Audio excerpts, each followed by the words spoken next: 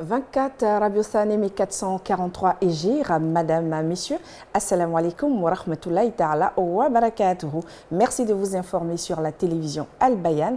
Voici les titres de ce journal. Festivité des 20 ans de Radio Al-Bayan, le Cheikhoul Aïma Ousmane Diakité réitère l'appel à s'engager pour la télévision et la Radio Al-Bayan. C'était lors du dîner Fanks le vendredi 26 novembre à Radisson Blu. Après 14 ans d'intérim, l'imam Saïd Diaby a été investi en qualité d'imam principal de la grande mosquée d'Anyama. C'était le samedi 27 novembre dernier.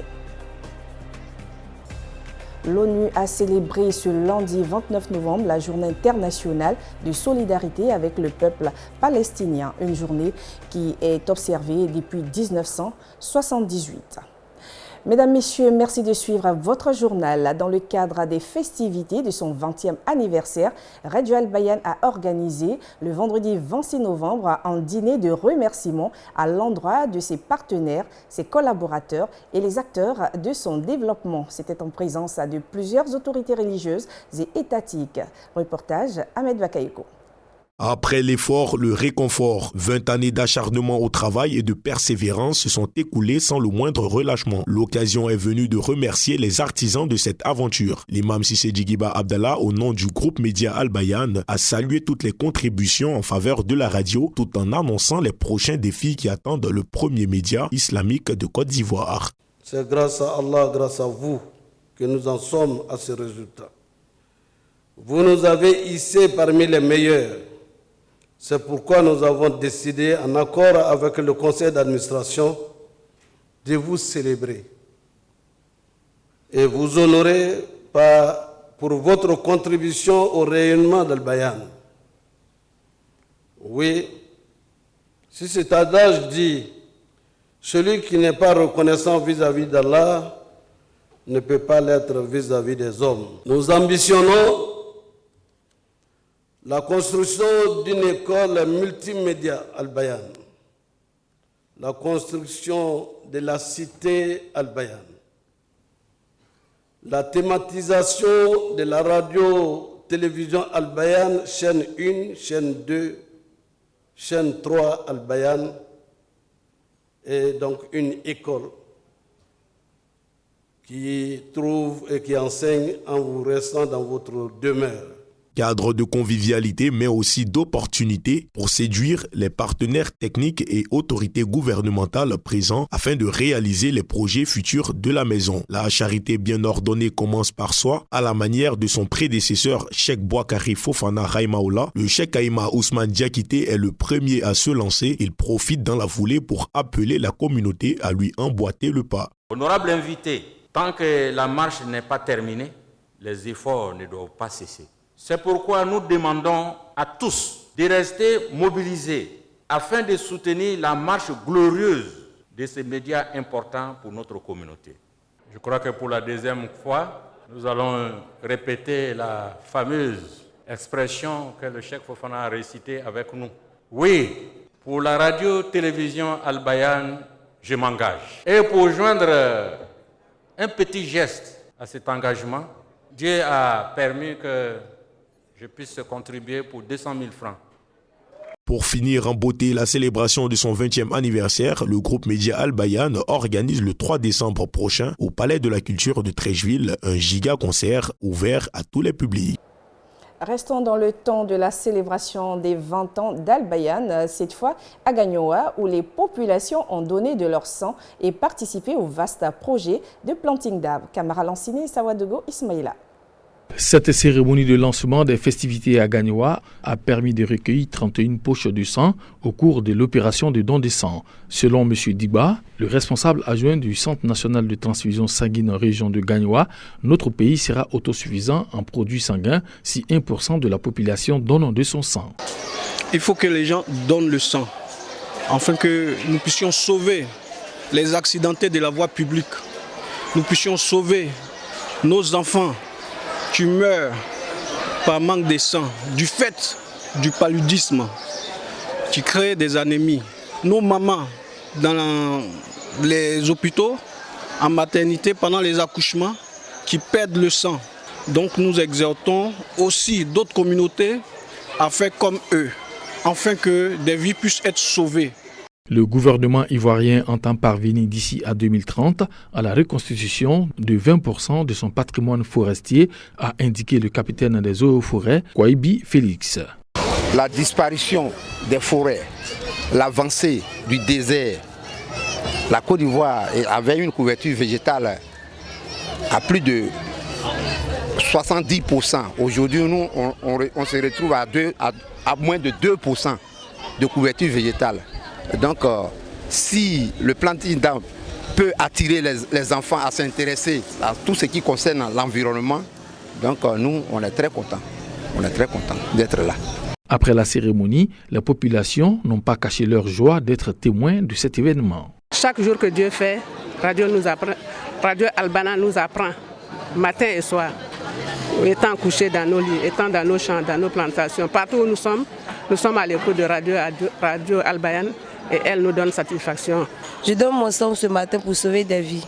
Quand j'ai remarqué que quand d'autres tombent malades, il y a manquant de ça. C'est le 4 décembre prochain que se tiendra à la grande mosquée de Dioulabougou 220 logements la cérémonie officielle des 20 ans d'Al-Bayan à Gagnoa.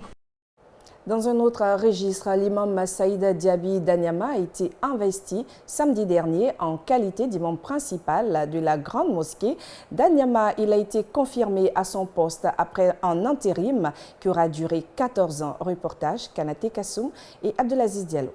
C'est dans une mosquée pleine à craquer que l'imam Saïd Diaby a été officiellement investi en qualité d'imam principal de la grande mosquée d'Anyama. Plusieurs articulations marquent le rituel d'intronisation, l'attachement du turban autour de la tête, la remise de la canne ainsi que du noble Coran, la lecture du serment.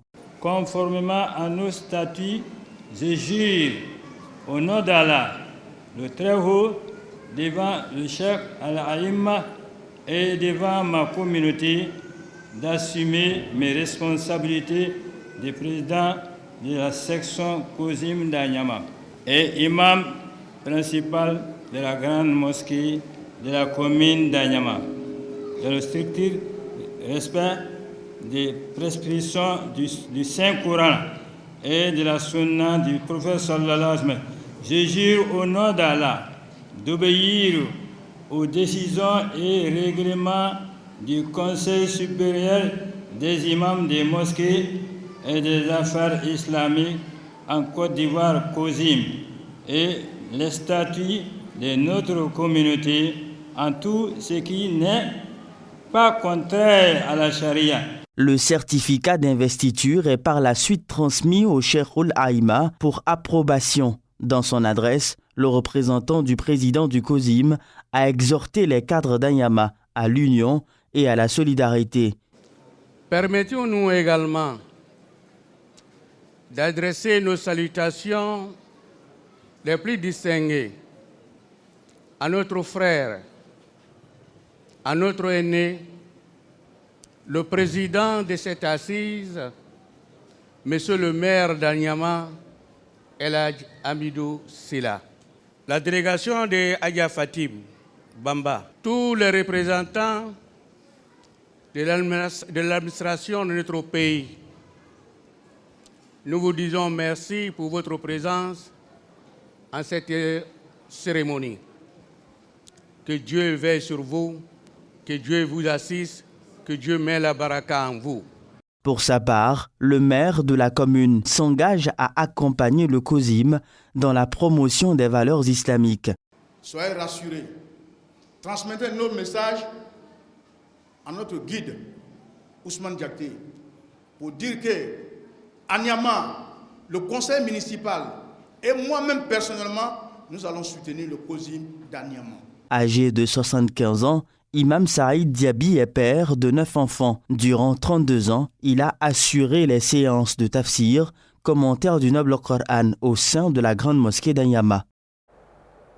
Maulid 1443 Hijr, la Zawiyat Zougouliyat de l'imam Cheikh Badruddin Diarra a organisé une cérémonie de commémoration de la naissance du messager Mohammed sallallahu alayhi wa sallam. C'était hier dans la commune d'Adjamé. Le reportage est d'Al-Juma Bokoum dans un commentaire d'Abdelhakim Odouloui.